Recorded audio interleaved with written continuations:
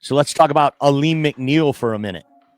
Alim Mcneill, Detroit Lions, former third-round draft pick in the 2021 draft, and he has developed. He's now top 10 in every category of PFF for defensive tackles in the entire league. So he's definitely top 5 defensive tackle in the NFC, which we'll be getting to defensive tackles next week on our top 11 countdown. So do your homework and get your defensive tackles. Will Alim Mcneill be in there? And if he is going to be in your top 11 in the NFC, should he be paid as such? Of course he should. I talked to Russell Wayne earlier today, and he made a good point that it depends on what this season produces, really. If this ends in a Super Bowl or a long playoff run and Alim Mcneill is a really important piece of that, the Lions are going to have to find a way to get this guy paid, but you just can't have all these max positional contracts all over the place under your salary cap. So tell me, do you think you could try to get something done with him now rather than sign another free agent?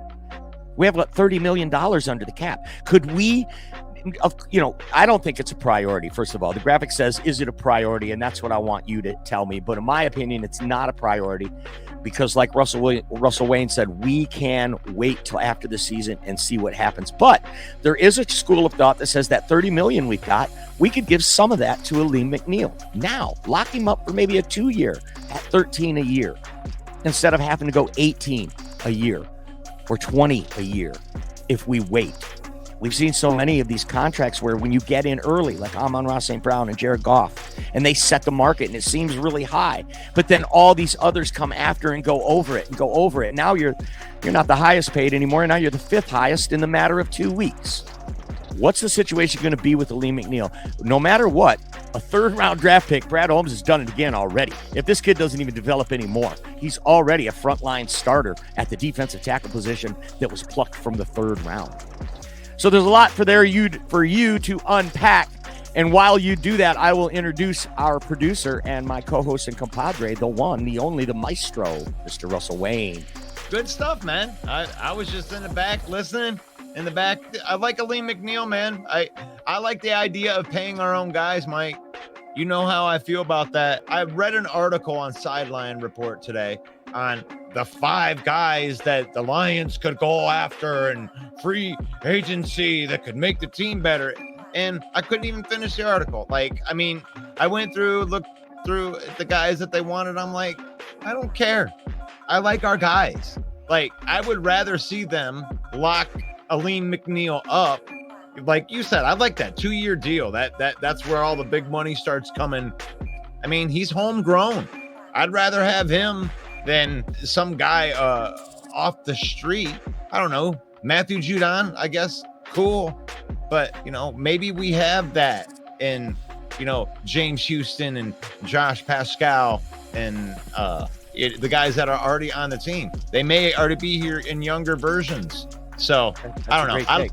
Lock up our own guys. We're going to buy the kneecap off. No, I mean, that's an excellent take. And then they did make some cuts, right? Benito Jones, they made a hole there, right? And anyone named Okwara, they made a couple of holes there. And then they backfill these holes with guys like Mekhi Wingo. I mean, this kid was a 1st-round talent. He just was a little undersized, and we get. I mean, the production from this guy, and we just snap him up in the 7th round, 6th round? 6th round. 6th round. But don't you love that, though? They're like, yeah, I know that he killed it and he dominated and everything, but, I don't like it because he's a little bit undersized, but it's like the production's there. But you know what? Why not pay Alim Mcneill now with that $30 million? Well, what are you going to do? Sign Stephon Gilmore? Bring another DB in? You've already overhauled the entire DB room. You put DJ Reader on the defensive line. You bought Zeitler on the offensive line. You've got some depth pieces.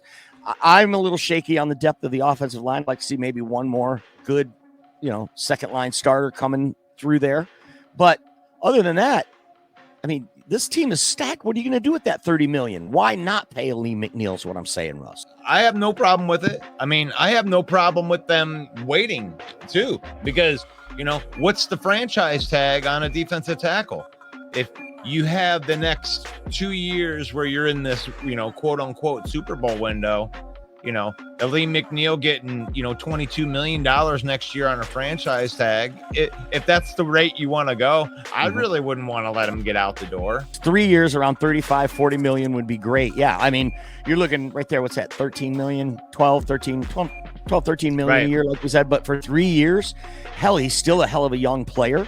And he's shown that he's willing to put in, look at what he shed 20 pounds last year and it turned it all into muscle.